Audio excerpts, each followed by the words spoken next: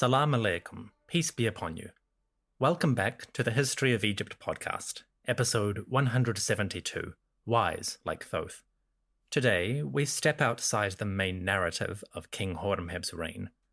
I want to get a closer look at Horemheb's personality, specifically the king's relationship with a famous god, Djehuty or Thoth, the Lord of Wisdom, the Master of Writing, the Great Advisor and Counselor of the Gods.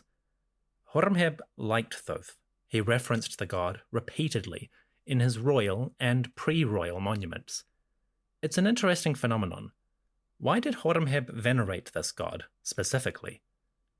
Today's episode comes to you as an offering from Adrian, Tony, and Morgan, who joined the Patreon as overseers.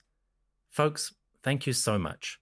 Your support allows me to buy writing materials, printing paper, and take the time to read. Surely, the great Djehuty, Thoth, will bless your learned patronage. To everyone listening, thank you for joining me. Come, let us sit in the court of the temple and hear the praises of a wise god.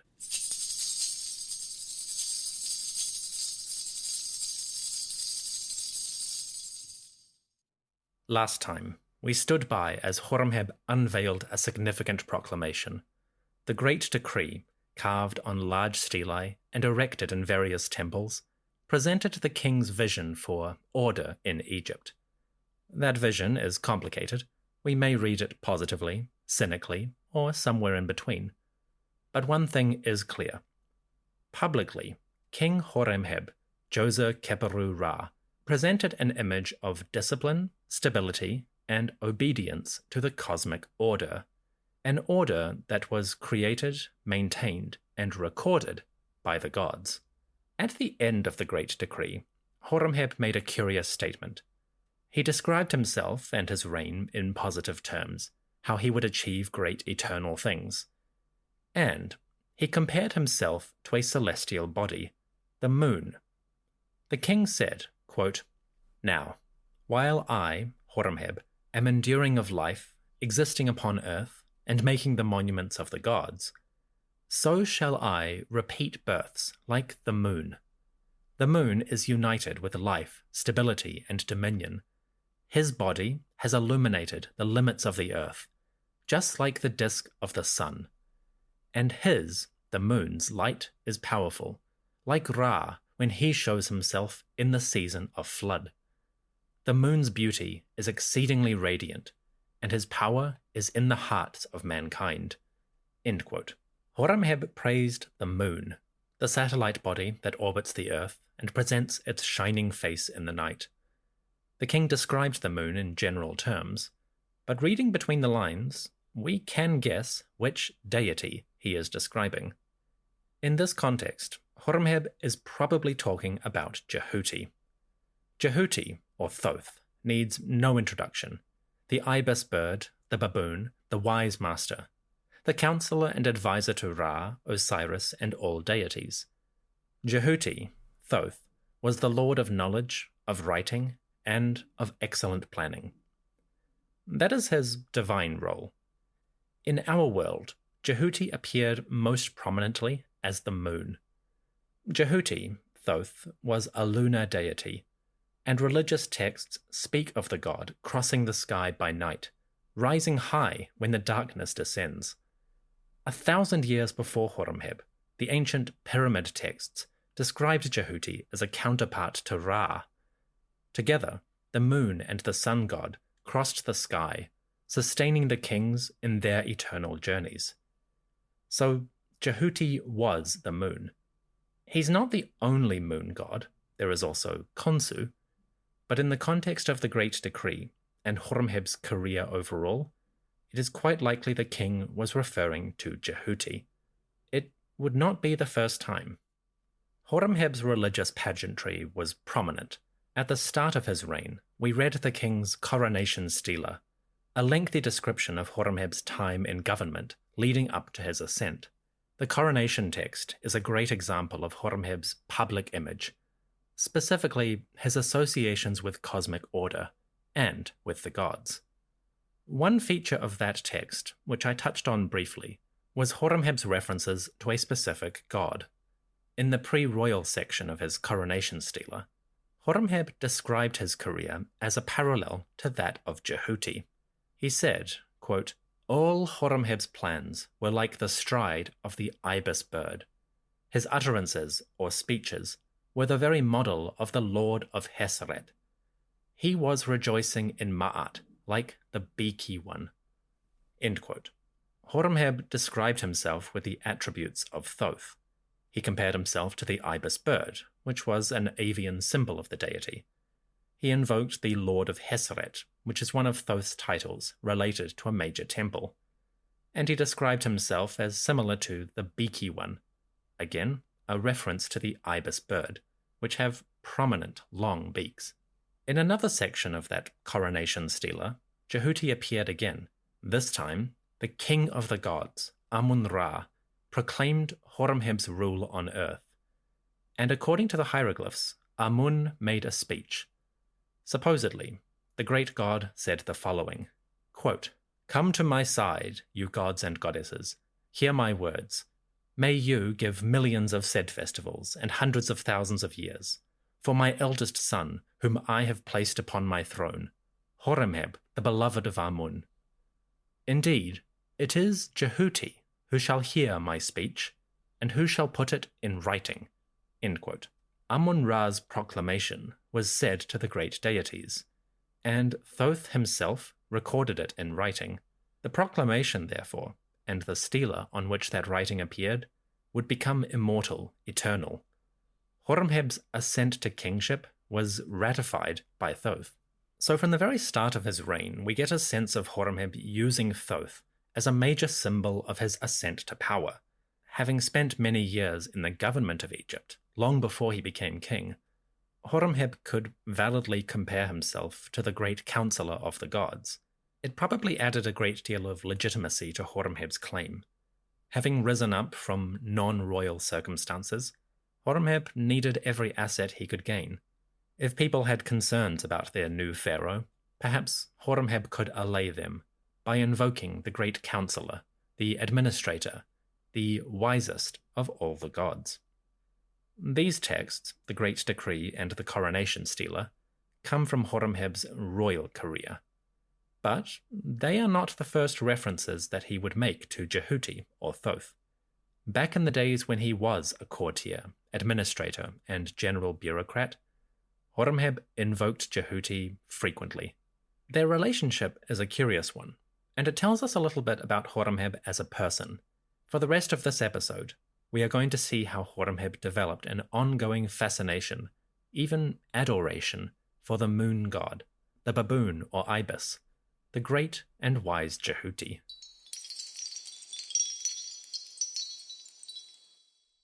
Throughout his life, Horemheb commissioned monuments and objects that referenced Djehuty, Thoth. These appear in different contexts. Some are generic, part of long lists of gods and goddesses whom Horemheb adored. Others are specific, devoted explicitly to Thoth himself.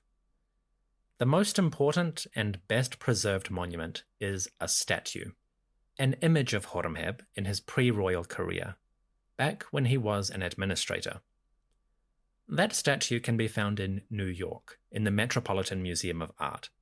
It is an exceptionally beautiful piece, arguably the finest work of Horemheb's artistic legacy.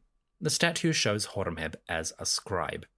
He sits cross-legged atop a stone base.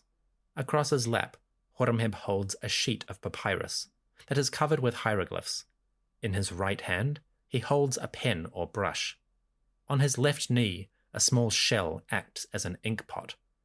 His face is calm, passive, as if we are catching him in a moment of contemplation. Horemheb's hair is long, hanging down over his shoulders, and he wears a full-body robe of fine linen.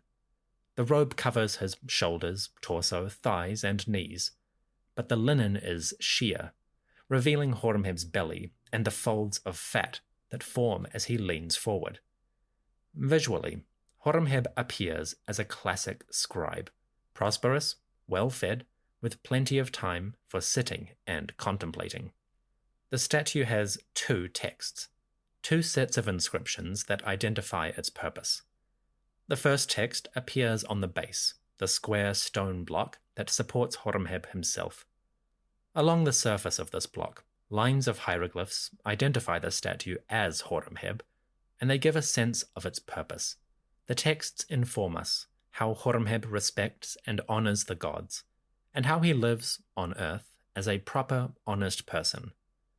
The first text is a dedication, and Horemheb says, quote, "An offering of Thoth, Djehuty, the lord of hieroglyphs, the weigher of truth, who carries Ra in the nighttime bark. May you, Thoth, respond to words according to their correctness or honesty. An offering of Ptah south of his wall, of Sekhmet, the beloved of Ptah, of Ptah Sokar, the lord of the secret chamber or tomb, and of Osiris, the lord of Rosetau, the Giza necropolis." End quote. The statue has two dedications, two sets of gods who receive Horemheb's praise and worship. Horemheb invokes Thoth, Ptah, Sekhmet, Ptah Sokar, and Osiris. Notably, Horemheb focuses on Thoth. The wise Djehuty gets an entire dedication to himself. By comparison, the other four gods are all grouped together in the second text. So right out the gate, we have an idea of the context. Horemheb is commissioning this statue primarily for Thoth. He will honor the other gods, as is natural, but the focus is on Djehuty. So the dedication sets the scene. Horemheb's statue is a gift, an offering for great gods. It also tells us something about Horemheb himself. Beyond the dedication, the hieroglyphs describe Horemheb's virtues as a man and a leader. They talk about his honesty, his good governance, and his piety on earth. Doing this, the statue's texts set the scene for Horemheb as a person. The hieroglyphs say, quote, "May Thoth respond to words according to their correctness or honesty. I, Horemheb, am a correct one of the royal court. Every crime is reported to me, and I am putting it right. I am one who establishes laws for the king, who gives instruction to the court. I am wise in my speech. There is nothing that I do not know. I am a guide for everyone, who shows every person his path." End quote. The text goes on like this at great length. I won't repeat all of it, but you get the basic idea. Years before he ascended the throne, Horemheb proclaimed his value as a man of wisdom and correct behavior. He was a good representative of Thoth. Speaking of Thoth, we now come to the heart of this statue. The monument shows Horemheb seated, and he unrolls a scroll, a great sheet of papyrus, across his lap. That scroll is decorated with lines of hieroglyphs that give a prayer or hymn for Thoth. On the main body of the statue, Horemheb offers praise to the Lord of Wisdom. The hymn is long and a little bit archaic. I'm not going to read the whole thing, just some major sections. If you would like to read the entire text, you can find a translation on the Metropolitan Museum of Art website. Link in the episode description.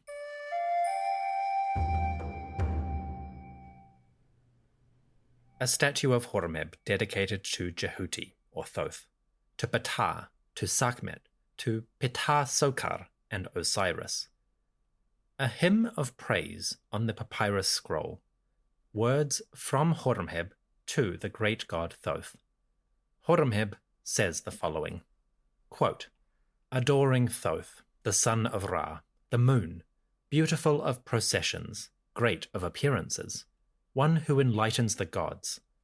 An adoration by the nobleman, the mayor, the fan-bearer on the king's right hand, the commander-in-chief and royal scribe, Horemheb, the true of voice, who says, 'Hail to you, moon, Thoth, bull in Hermopolis, one who passes by the places of the gods and knows the mysteries, one who judges all people, who is wise of sight in the bark of millions, a messenger for humanity, who knows a person according to their speech, who makes a deed stand against its doer, one who satisfies Ra and reports to the sole Lord. You, Thoth, cause Ra to know all that happens. He is summoned in the sky as the day arises, without forgetting any report of yesterday. You, Thoth, are one who crosses the sky, who overthrows the rebel and covers the western horizon. The Ennead, the divine council, who are in the night bark, give praise to Thoth, and they say to him, "Welcome, welcome, praised of Ra, as you open the way of the bark and act against the rebel, cutting its head, breaking its bar, and throwing its corpse into the fire. You, Thoth, are the god who slaughters that rebel. One does not act without your knowing, son of Ma'at. You are one who makes the places of the gods, who knows the mysteries and interprets their words. Let us make praise for Thoth, who suffers no injustice. You are a vizier, or chatti, who judges and peacefully appeases chaos. You are sound of shoulder, wise among the Ennead, the council, one who announces all that is forgotten, the wise of sight for the confused, who remembers this moment and eternity, who reports the hours of darkness. Thoth's words are enduring forever. He is one who enters to the netherworld, who knows what is in it, and who registers all according to a name list." End quote. So, the hymn was long, and it kind of goes in different directions, touching on different aspects. There are a few notable elements that I think are worth discussing. Horemheb praises Thoth as, quote, "one who judges all people." There are two angles to this. On the one hand, Thoth can be a moral judge, because Thoth is wise and learned, and who knows all the elements of Ma'at, justice and order. He is a natural figure to pass judgment on individuals and their actions. Thoth is not the only god who does this. In the afterlife, beings like Osiris will do similar. But in the human world, Thoth seems to be the avatar of judgment. This makes sense. The wise god is a natural icon for individuals on Earth who need to choose between different paths. Local judges, for instance, might invoke Thoth if they are trying to choose between one party and another. Or overseers and decision-makers might consider Thoth as the guide for their decisions, which path they should take. So the hymn presents Thoth as one with ultimate power and wise assessment over humanity. We also get a sense of Thoth the warrior. In one section, the great gods praise Thoth for, quote, "opening the path of the night bark, the boat, acting against the rebel, cutting its head, breaking its bar, and throwing its corpse into the fire. You are the god who slaughters the rebel." That passage describes Thoth slaughtering Apophis, the great serpent who threatens the bark of Ra as it journeys through the night. Thoth is not the only deity who fills this role, but he is one of the prominent figures. So Thoth literally protects Ra during his journey. If Apophis or any enemy wants to threaten the god, Thoth will destroy it. So he's not just a wise counselor or nerd, he is also a little bit of a jock, going forth with his sword or spear and slaughtering his enemies. Don't mess with Thoth. That might be a good reference point for somebody like Horemheb. In his pre-royal career, Horemheb was a major figure in the Egyptian military. So from a certain point of view, he would go forth and slaughter the enemies of the king. Just as Thoth protected Ra, Horemheb had protected Tutankhamun. And the comparison between the god and the general makes for a nice passage. Finally, Horemheb describes Thoth as one who remembers this moment and eternity. The idea, basically, is that Thoth is omnipotent, all-powerful, and omniscient, all-knowing. He knows this moment and everything that ever will happen and ever has. Thoth is so omniscient that if there was to be two omnisciences, he would be both. To put it another way, Thoth sees you when you are sleeping, he knows when you are awake, and he knows if you've been bad or good, so be good for Ma'at's sake. Again, maybe Horemheb is making this point for comparison. As the leader of Egypt's government under King Tutankhamun, Horemheb might claim to know everything that was happening within his kingdom. We can see from Horemheb's monuments that he had a ridiculous number of titles and authorities. He was the master of several government institutions. Hypothetically, people would be reporting to him constantly with the business of the day. So, in context, Thoth makes a good parallel for Horemheb. As the great god informs Ra every day of what is happening, so Horemheb informed the king. And this comparison would serve him well as pharaoh in his own right.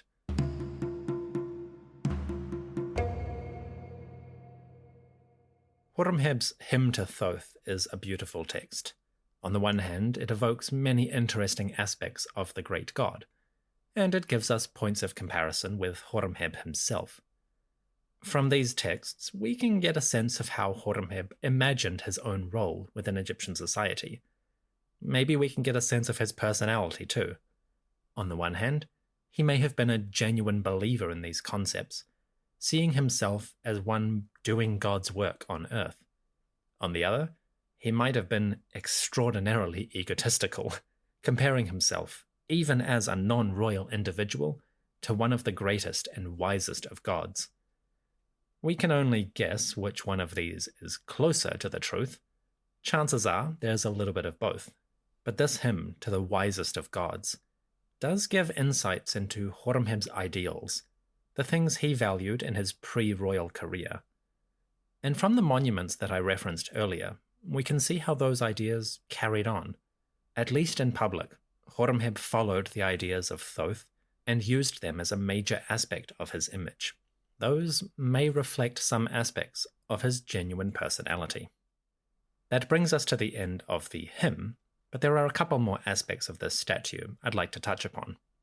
Quite often, these sort of statues, scribal statues, will show the owner seated with a scroll across their lap. 90% of the time, the individual is reading the scroll. They are holding it with two hands, as if they have opened it in the temple and are now reading it aloud. Horemheb's statue is a rare exception to this rule, because it doesn't show him reading it, it shows him writing it. On the statue in New York, Horemheb's hand is broken, but the surviving traces show that he used to hold a pen. Horemheb clutched a reed pen, like a calligraphy brush, in his right hand. On his left knee, he balances a small shell that he is using as an inkpot. The statue seems to show Horemheb in the act of composing. In other words, the hymn to Thoth is not something that Horemheb has taken from the temple to read out loud. It is his creation. The text itself emphasizes this point. At the start of the hymn, we found the phrase, "adoring Thoth by the royal scribe Horemheb." So Horemheb is quite specific. This hymn is his work, his adoration of the god. Put that together with the statue itself, where he is writing it out, and we seem to find Horemheb in the guise of a composer. As I said, this is extremely rare. Horemheb presents himself as an educated man, capable of reading and writing, and he shows himself as one capable of creating, somebody who composed new hymns for the great deity, Djehuty. In a way, this statue gives Horemheb divine attributes. After all, the only ones with the true power of creation are the gods themselves. Horemheb does not present himself literally as a god, but the parallel is there for his audience to see. It's a powerful idea, conveyed quite subtly through the statue.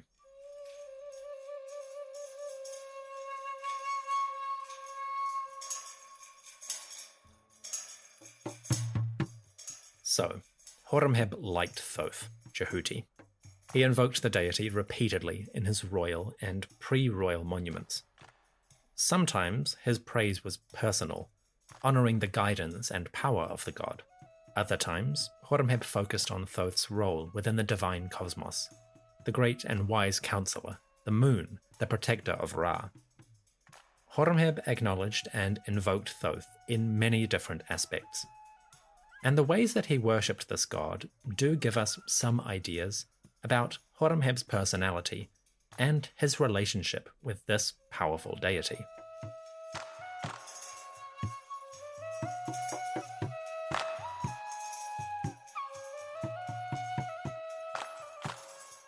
Next time, we leave our brief digression into justice and wisdom. It is time to head to the battlefields. Horemheb oversaw, and perhaps led, campaigns in the north. The records for these wars are scattered and fragmentary, and until recently, some of them were disregarded entirely. But now, new information is changing the picture. Next episode, we will explore a forgotten campaign. Thank you for listening to the History of Egypt podcast. My extra special thanks must go to the priests, the top-tier supporters on Patreon. These wonderful folk give generously, allowing me to fill the offering bowls on behalf of Djehuty. My thanks to TJ, Nidin, Jason, Mycost, Stephen, Yola, Katie, Linda, Andy and Chelsea, Kyla, Terry, Ashley, Evan, and Kendra. You are all too generous. I am in your debt, and hopefully Thoth will bless you with wisdom and learning in all of your endeavours. I will leave you with another short text, a passage from one of Horemheb's stelae. He commissioned this back when he was a courtier, and originally it stood in the court of his tomb at Saqqara. Today, the stela is in the British Museum, one of many fragments from Horemheb's tomb in various European institutions. The stela is reasonably intact, and it has been translated. In this section, Horemheb gives praise to many gods, including Djehuty. Quote, "Praise to you, Djehuty, Thoth, Lord of Hermopolis, who comes into existence by himself, without anyone creating him. The sole god who governs the Duat, or netherworld, who gives instructions to the Westerners, the dead, who are in the following of Ra. He who distinguishes the tongues, or languages, of every foreign country. You, Djehuty, cause the royal scribe Horemheb to prosper alongside the ruler, just as you did when you were beside the Lord of all, the Creator, and as you did when you raised him when he came forth from the womb." End quote. Thanks for listening.